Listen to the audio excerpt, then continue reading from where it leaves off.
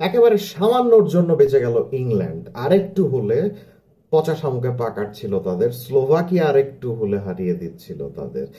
So ইংল্যান্ডের আজকে কি কি সমস্যা ছিল, কেন আজকে তারা গোল করতে পারছিল না, কেন স্লোভাকিয়ার মতো একজন টিমকে হারাতে তাদের 120 মিনিট পর্যন্ত লাগলো, সেটা নিয়েই ডিসকাশন করতে আমি চলে এসেছি আপনাদের সামনে। দেখে নেওয়া যাক।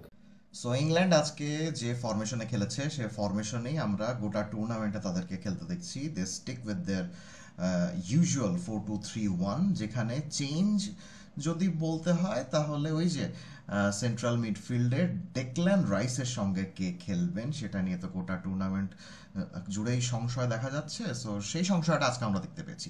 সো রাইসের সঙ্গে আজকে ছিলেন ম্যানচেস্টার ইউনাইটেডের কোবি মাইনু।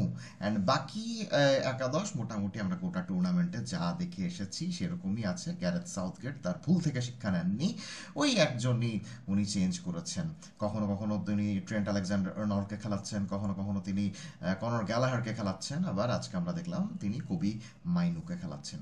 সো ইনিশিয়ালি ইংল্যান্ডের বিল্ড আপের যে প্রবলেমটা হয় সেটা হলো গিয়ে বল পজেশনে রেখে খেলতে এই দলটার কেন জানি খুবই সমস্যা হয়।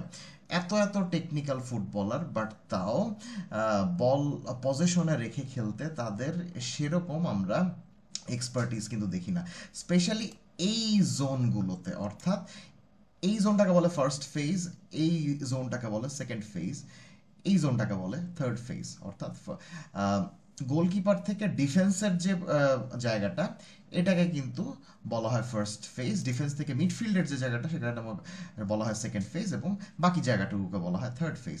এই যে ফার্স্ট ফেজ থেকে সেকেন্ড ফেজে একটা বল যে সার্কুলেট করবে, অর্থাৎ ডিফেন্ডারদের কাছ থেকে মিডফিল্ডে বলটা যে সার্কুলেট করবে, এই ফার্স্ট থেকে সেকেন্ড ফেজে যাওয়ার ক্ষেত্রে বলটা ঠিকমতো সার্কুলেট করতে পারতেছে না। অর্থাৎ ইংল্যান্ডে সেরকম কন্ট্রোলিং মিডফিল্ডার নাই যে কিনা এই সাহায্যটা করতে পারে। Declan rice is a very good defensive midfielder, যিনি কিনা একটু বাম দিকে থেকে আপনার লেফট ব্যাক এবং উইঙ্গারের সঙ্গে কম্বিনেশন করে এই হাফ স্পেসগুলোতে খেলতে সাধারণত উনি পছন্দ করেন।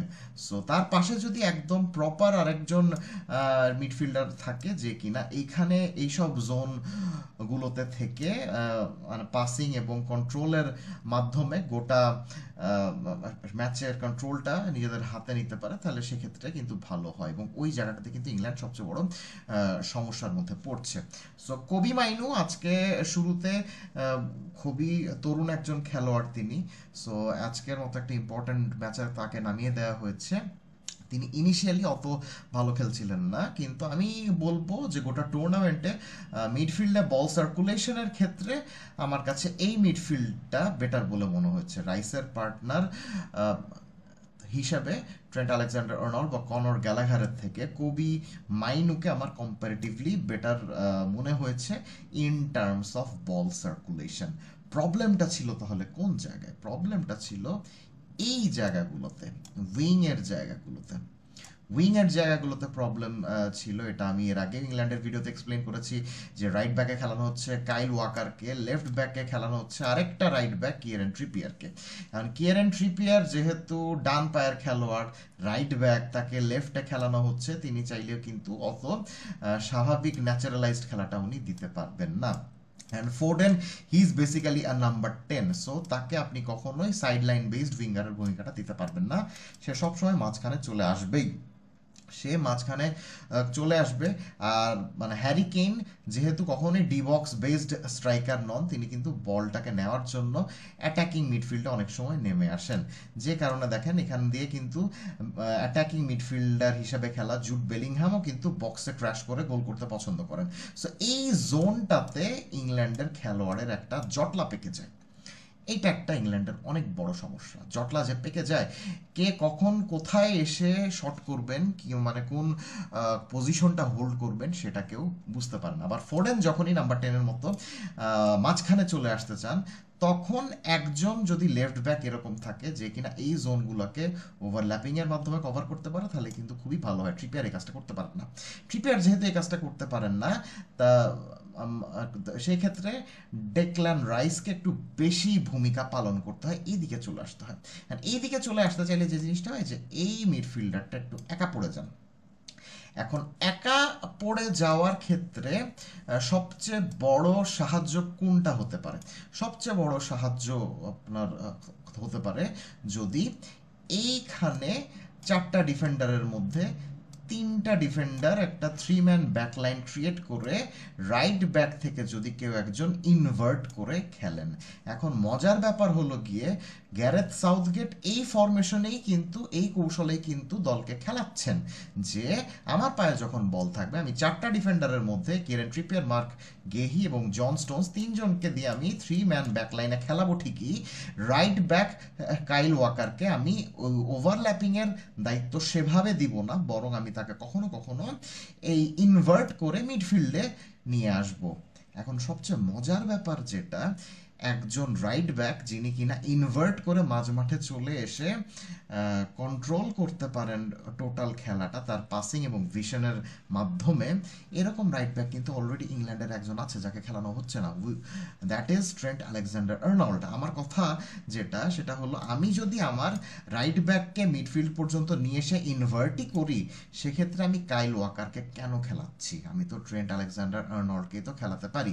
আর আমি যদি কাইল ওয়াকারকে খেলাবো, তার যেহেতু রিকভারি স্পিড অনেক বেশি, তাহলে আমি তাকেই থার্ড সেন্টার ব্যাক বানিয়ে লেফট ব্যাকে যে আছে সেই লেফট ব্যাককে আমি ইনভার্ট করানোর চেষ্টা করব, কিয়েরান ট্রিপিয়ারকে আমি ইনভার্ট করানোর চেষ্টা করব।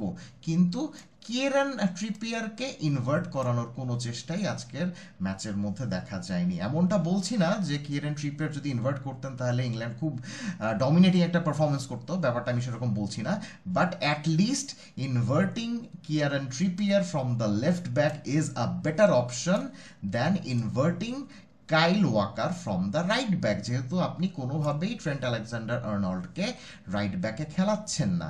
এই 34 বছর বয়সী কাইল ওয়াকার গার্দিওলার টিমে খেলে দেখেই যে তার কোনো দোষ নেই, ব্যাপারটা কিন্তু সেরকম নয়। Kyle Walker is a very speedy defender, যে কারণে তার দিকে যে উইঙ্গার থাকে সেই উইঙ্গার যখন তাকে দৌড়ে হারিয়ে দিয়ে এই স্পেসগুলোতে যখন চলে যায়, তখন কাইল ওয়াকারের যেহেতু রিকভারি স্পিড অনেক বেশি, সে ওই রিকভারি স্পিড দিয়ে অনেক তাড়াতাড়ি ওই খেলোয়াড়টিকে ধরে ফেলতে পারে সাধারণত। এখন যখনই ধরে ফেলে তখনই আমাদের চোখে লাগে ওই জিনিসটা এবং আমরা মনে করি যে কাইল ওয়াকার অনেক ভালো একজন ডিফেন্ডার। এখন ওর দৌড় দেখে, ওর রিকভারি স্পিড দেখে আমাদের কাছে মনে হয় that is a very good defender, কিন্তু আমরা একটা জিনিস ভুলে যাই, একজন আদর্শ ডিফেন্ডারের মতো এই কাইল ওয়াকার যদি নিজের পজিশনিংটা ঠিক রাখতেন, তাহলে কিন্তু তাকে টপকে চলে যাওয়া খেলোয়াড়টিকে দৌড়ায় ধরতেই হচ্ছে না ইন দ্য ফার্স্ট প্লেস। আপনার প্রথম 10 মিনিটটা দেখুন, বা ফার্স্টে স্লোভাকিয়ার গোলটাতে কাইল ওয়াকারের পজিশনিংটা দেখুন। কাইল ওয়াকারের পজিশনিংটা এত বাজে ছিল যে উনি কিন্তু চাইলেই স্লোভাকিয়ার অ্যাটাকারকে অফসাইডের একটা ট্র্যাপে ফেলতে পারতেন, কিন্তু উনি অফসাইডের ট্র্যাপে ফেলতে পারেননি। তার পজিশনিং এতই জঘন্য ছিল যে তিনি জাস্ট গোলকিপারের সামনে এমনভাবে দাঁড়িয়েছিলেন যাতে মানে ক্রোয়েশিয়া বলছি, স্লোভাকিয়ার অ্যাটাকাররা অনসাইডে থাকে। সো অনসাইড থেকে কিন্তু গোলটা হয়। সো ওই গোলটা যদি না হইতো, এই ধরনের পজিশনাল মানে হ্যাপাজার্ড যদি কাইল ওয়াকারের কাছ থেকে আমরা না দেখতে পেতাম, তাহলে হয়তো বা আজকে ইংল্যান্ড একটা গোলও খেত না।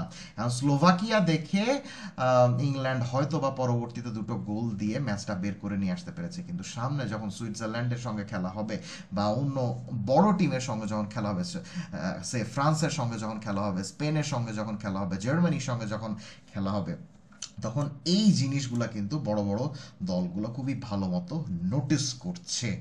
সো ইংল্যান্ডের এই জিনিসগুলা মাথায় আনতে হবে। অ্যান্ড ফিল ফোর্ডেন খুবই ডিজাস্টার ক্লাস পারফরমেন্স খেলছেন উনি। অবশ্য তারও দোষ নাই, তাকে এই জায়গাতে খেলানো হচ্ছে যে জায়গাটা তার নয়।